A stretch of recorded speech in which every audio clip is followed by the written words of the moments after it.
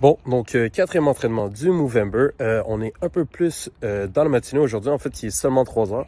Et puis aujourd'hui, on va faire un 7 km. On va le tenter, du moins. Évidemment, je suis encore dans les côtes. Donc, moi, je préfère en fait me pratiquer dans les côtes. Comme ça, si je monte puis tout. Vu que le défi, je risque de faire à l'île Bizarre, qui va être plat. Après ça, ça va être plus facile. Donc, voilà. C'est ça, 7 km aujourd'hui. Puis ça devrait aller bien. Il fait pas vraiment froid. Donc, on va être bien. Je vous tiens update. Je m'excuse aussi à l'avance de la longueur de la vidéo, donc je vais mettre un peu de musique pour que ça soit plus intéressant. Bon, donc à ce point-là, je suis juste tourné dans les rues random en fait. Je me laisse aller au gré du trafic. Si c'est lumière rouge, je tourne. On est à officiellement 4 kg, altitude moyenne de 5,22. C'est intéressant, mais il y a beaucoup de courbes, donc ouais, mais ça avance bien.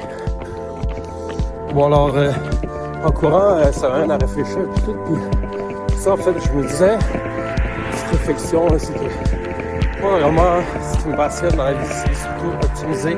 C'est tout le temps faire minimiser les ressources utilisées et l'énergie pour un plus gros résultat. C'est ce qui vraiment j'adore faire dans tous les jeux, tous les sports.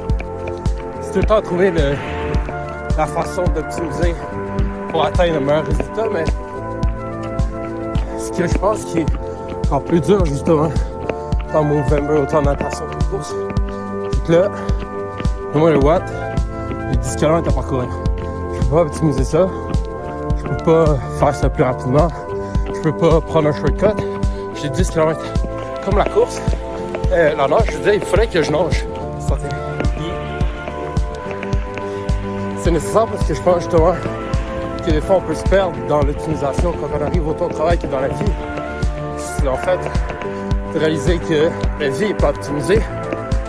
Donc, c'est de se remettre un peu en question là-dessus. En tout cas, stop process. Bon, je vais te frapper le plus gros cul-de-sac. Ouais, c'est ça qui me sauve le plan.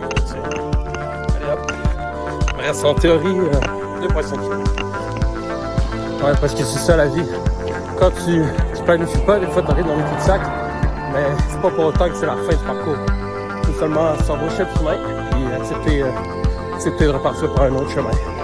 Mais écoutez, ça qu'on continue à avancer. Bon, donc vous voyez le panneau.